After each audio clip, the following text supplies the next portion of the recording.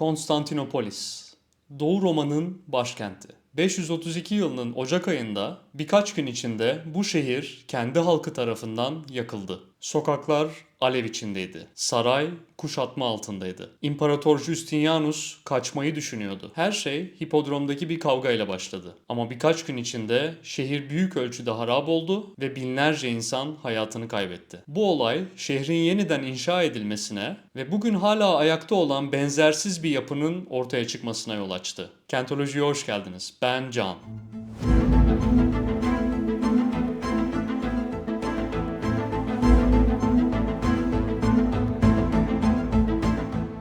Bugün size İstanbul'un, o zamanki adıyla Konstantinopolis'in birkaç gün içinde nasıl kontrolden çıktığını anlatacağım. Nika isyanını. 6. yüzyılda Konstantinopolis'te hayatın merkezi hipodromdu. Yaklaşık 100 bin kişi kapasiteli bu dev yapı sadece at yarışlarının yapıldığı bir yer değildi. Burası halkın toplandığı ve siyasi taleplerini dile getirebildiği bir alandı. İmparator locası hipodroma bakıyordu. Yani halk imparatora doğrudan hitap edebiliyordu. Burada iki büyük grup vardı.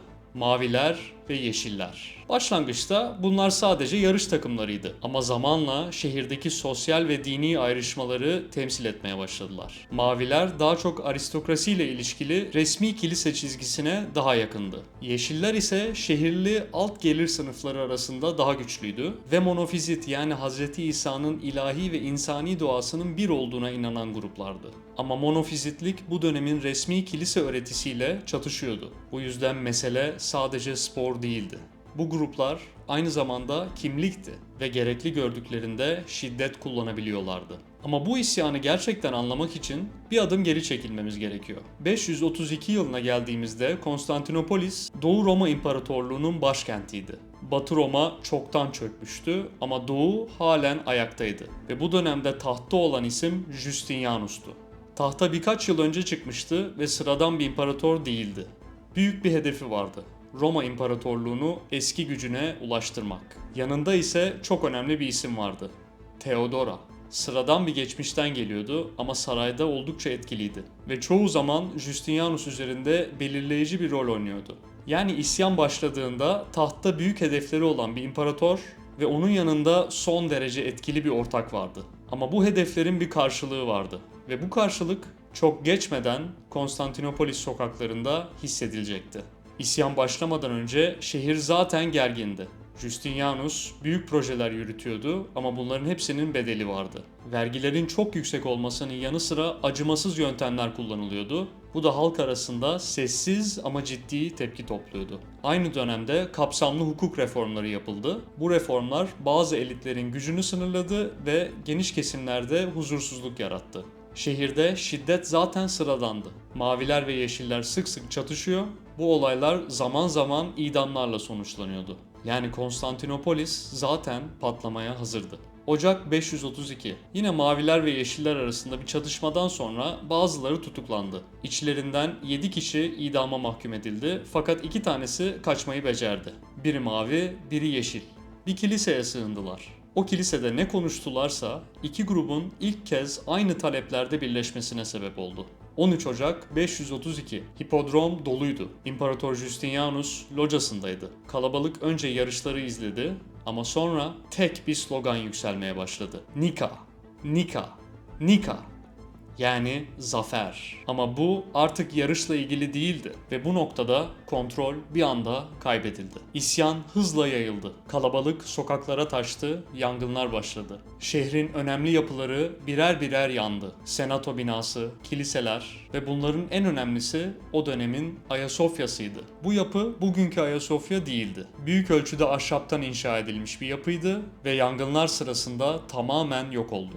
İsyan birkaç gün içinde yön değiştirdi. Artık mesele sadece öfke değildi. İktidar hedef haline gelmişti. Kalabalık bir isim etrafında birleşti. Hypatius. Eski imparator Anastasius'un yeğeniydi. Ama Hypatius aslında bu rolü istemiyordu. Kaynaklara göre ilk başta saraydan uzak durmaya çalıştı. Ama kalabalığın baskısı çok büyüktü. Sonunda neredeyse zorla hipodroma götürüldü ve burada imparator ilan edildi. Bu noktada Konstantinopolis'te iki güç merkezi oluşmuştu. Justinianus sarayda sıkışmıştı. Şehrin büyük kısmı kontrolü dışındaydı. Saray kuşatma altındaydı ve artık ciddi şekilde kaçma ihtimali konuşuluyordu. Tam bu noktada Theodora devreye girdi. Mor renk en asil kefendir. Bu sözün arkasında önemli bir anlam vardı. Mor renk o dönemde yalnızca imparatorların kullandığı ve kullanabildiği bir renkti. Yani Theodora açıkça şunu söylüyordu. İmparator olarak ölmek kaçmaktan daha iyidir.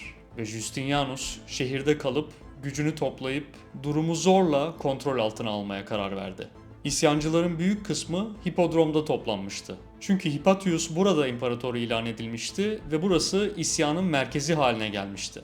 Justinianus'un generalleri Belisarius ve Mundus askerlerle birlikte hipodromun girişlerini kapattı. İçeride bulunan binlerce insan her gün toplandıkları yerde tuzağa düşürülmüştü.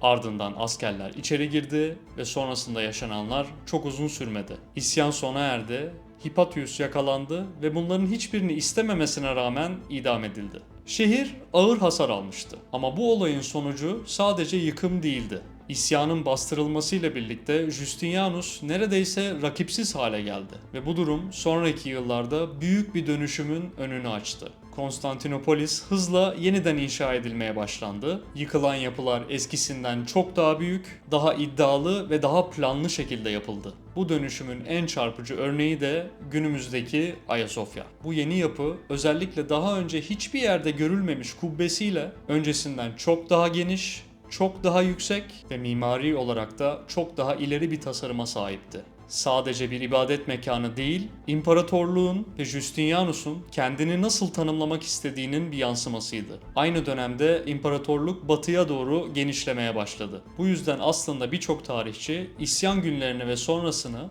Justinianus'un en belirleyici yılları olarak görür. Ve ilginçtir ki bu dönüşümün önü Konstantinopolis'in neredeyse yerle bir olduğu bu isyandan sonra açıldı. Umarım keyif almışsınızdır. İzlediğiniz için teşekkür ederim. Lütfen beğen butonuna tıklamayı ve kanala abone olmayı unutmayın. Bir sonraki videoda görüşmek üzere.